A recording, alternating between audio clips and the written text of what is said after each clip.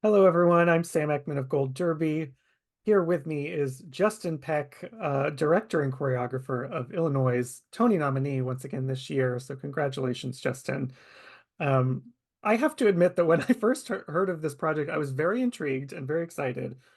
But I kind of was like, oh God, are they going to be able to pull this off? Because this album just is so, it is very unique, holds very specific, I think, emotions and memories for many people. So what kind of special significance does this music hold for you? What made you want to craft the show around it?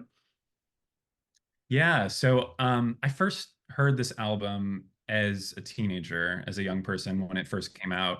Now it's been almost 20 years since that moment, and I just remember listening to it for the first time and being blown away uh by just the scale of it, the storytelling that exists inside of it, and the ambition of it. And before I even knew that I wanted to be a maker of any kind, I remember thinking like there's something in all this. There's a kind of theatrical event to pull out of this music. And I didn't know what that meant. It was just this like inkling of an idea at that point.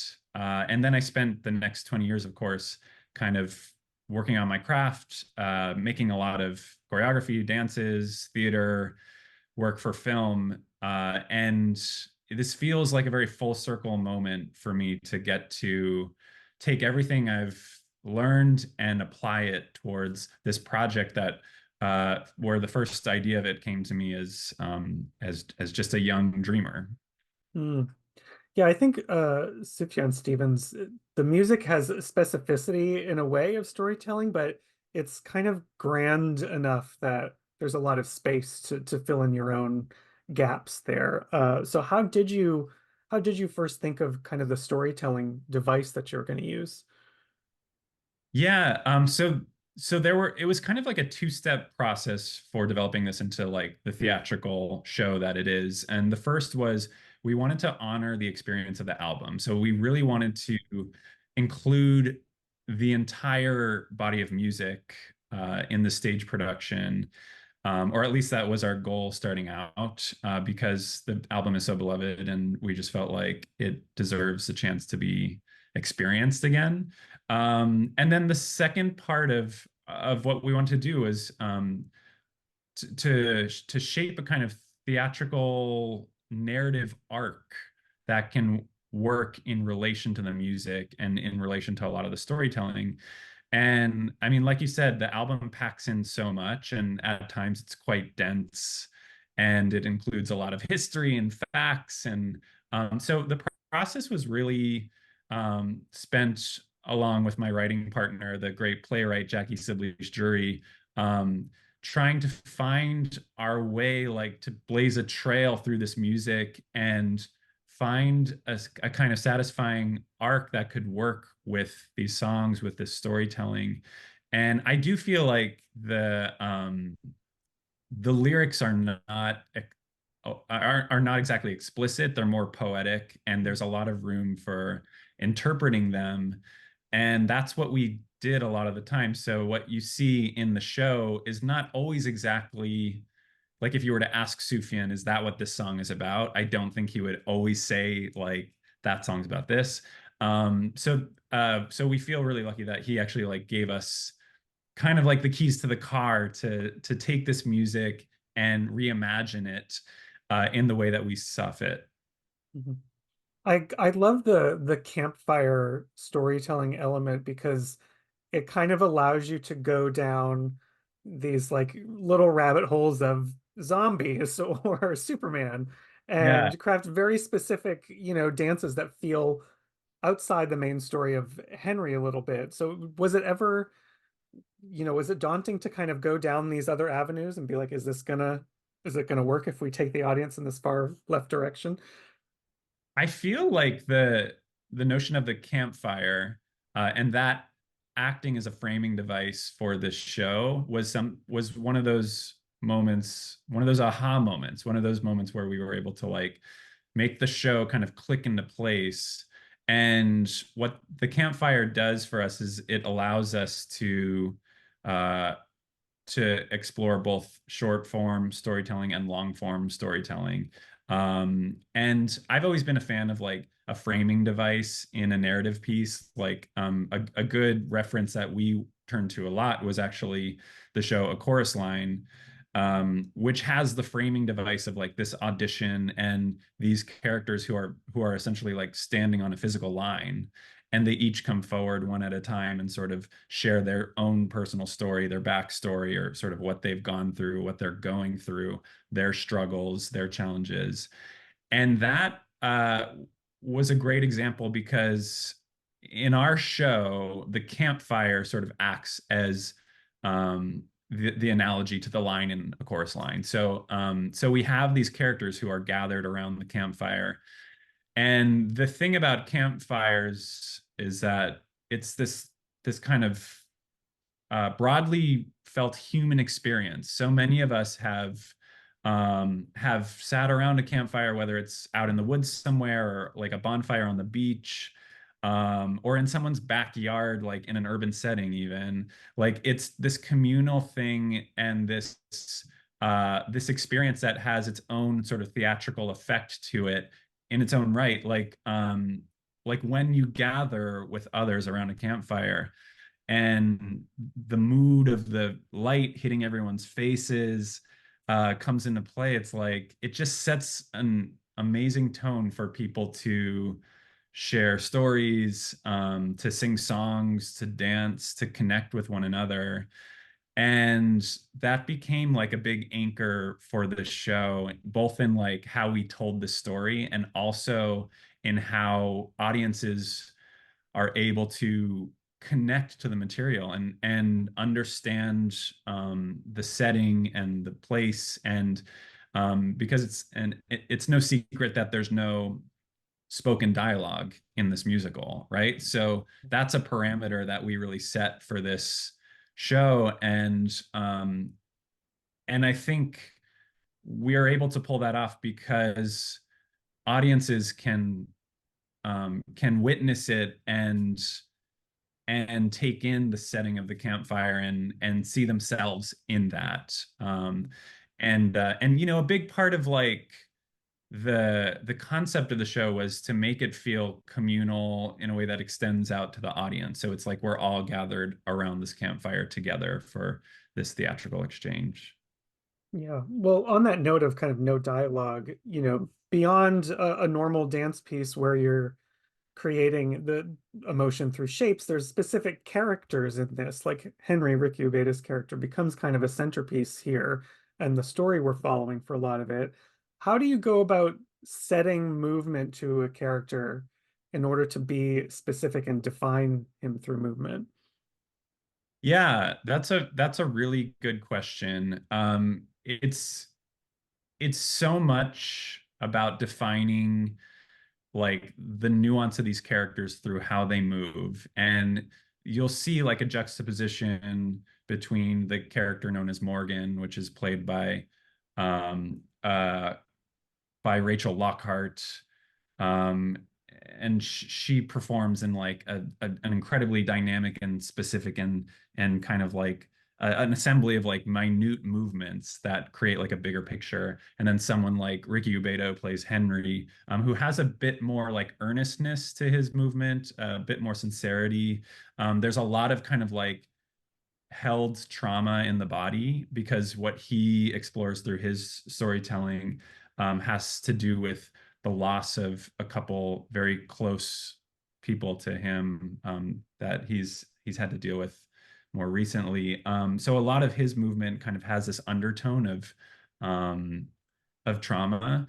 Um, and I will also say that this show was constructed in a way that was very unique. And what I mean by that is it's not the kind of show where we went out and we did like a massive cattle call audition and we saw people like kind of just doing the existing choreography. The show was really built in collaboration with these performers, with these actor dancers, who I would say 95% of them I've worked with on other projects, and I know who they are both as artists and as humans. And I'm able to sort of like envision what they bring and how that applies to the characters that they're taking on. And so that was a big part of like how we shaped the movement, knowing like what kind of dancer and performer Ricky Ubeda is, versus someone like Byron Tittle and what he can bring to the table, versus someone like Ben Cook, who's just such a strong, like on camera actor and also has a dance background to him as well. And so it's about being inspired by the artists in the room that we're working with, and also being motivated to create a musical for dancer, actor, storytellers to kind of thrive within. And it's something that doesn't come about so often. It's definitely, Mhm. dance musicals are not an every year thing. They're maybe an every few years kind of thing. And those are the kinds of shows that really inspired me as a young person. And so in a way, this feels like my own love letter to the musical theater form and what I can bring to it.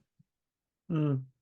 You mentioned a lot of the trauma. There's a lot of trauma in this and grief, especially in Henry's story. And with that, I noticed like a lot of repeated movement phrases, which I think Mhm. does something like I'm thinking. I think it's Gabby Diaz who like is continually falling through Ben Cook's arms in that scene as she's going through cancer, whatever you're interpreting it as. What does that kind of unlock for you when you go through a repeated movement like that? Yeah. Well, I have a couple thoughts on that and why I chose to do that. Like part of that is actually inspired by like the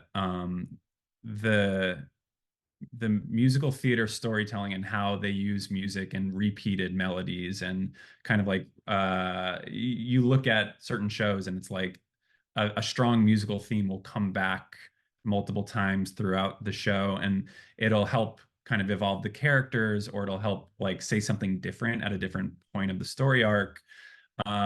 And so I thought about that a lot as I crafted the choreographic composition of this world. Um, but then if you hone in on specific moments, like that moment you brought up of Gabby Diaz, when she's portraying the character of Shelby, and in that scene she's battling cancer, cancer of the bone, and it's a pretty heartbreaking moment. And there's this repeated gesture where she does fall through the arms of her boyfriend over and over again. And to me, that was a way to speak to the repetition of the chemotherapy process. And as someone who's had a lot of people in my life who have battled cancer and have both won and lost that battle, I'm very familiar with the kind of mundane and repetitive process of receiving that kind of treatment and going in again and again, and how that experience and that treatment is not a guarantee to regaining your full health. And so I think through that repeated gesture, we're able to bring more nuance to how the character of Shelby uh, slowly breaks down. Each time she falls through his arms, it's done a little bit differently, and the first time is sort of like surprising to both of them, and the second time maybe is less surprising and slightly more embarrassing, and then the next one feels like a bit more dangerous and scary. And then there's this like despair of like, oh my God, I'm really going to lose this person. There's a high chance of that happening, and that all carries us to the final moment where they have their last goodbye and she gets kind of pulled into the afterlife. um, and so there's many examples like that throughout the show, where we use repeated choreographic motifs to speak to the storytelling and to these characters. Mm. I also want to talk about Chicago a little bit because I think that's probably, the most famous song arguably off the album and one that a lot of people have memories to. And I know the choreography for that wasn't necessarily what I envisioned when I think of my experiences in the album, but it was exactly the emotional quality that I Mm. associate that song with. And I would love to just if you could walk us through like crafting that journey with Ricky and Ben there. Yeah, I mean the song Chicago, it's like when you hear the title of that, you're like, oh, this is a song about Chicago. But actually, when you listen to the song and the lyrics, it's not about Chicago at all. It's sort of about this transitional experience of a young person moving away from their hometown and arriving to the big city and sort of like the land of possibility. And it's like the first day of the rest of their lives, you know? And that's something that a lot of people feel. It's definitely something that I felt as a young person who came from, I grew up in kind of like a sleepy surf town in California and made the move to New York City when I was 15 going on 16. So it's very personal to me. But it's really about that kind of like that restlessness, that wanderlust, um, that pursuit of what's next and finding yourself and your voice and your place in the world. And in that scene, we're witnessing our protagonist Henry and his best friend Carl, who he also has deeper feelings for. And I always thought of that moment as being like a slightly spontaneous choice where maybe Carl like notices that, you know, that his uncle left the keys of the van like on the dashboard, and they just like make this split decision to take off and drive and see where they end up. And first they go to Chicago, and then they decide like, let's not stop here, let's keep going and let's make it to the big city, let's go to New York, and just start fresh, start new. And so we're witnessing these two characters in that moment where they're just like driving, and it has this great juxtaposition of very quiet, intimate moments, almost like you're watching like a close up on a film, and you're just seeing these two characters like sit with one another, and you can sense their energy and sort of how they relate to each other in a very, very subtle way.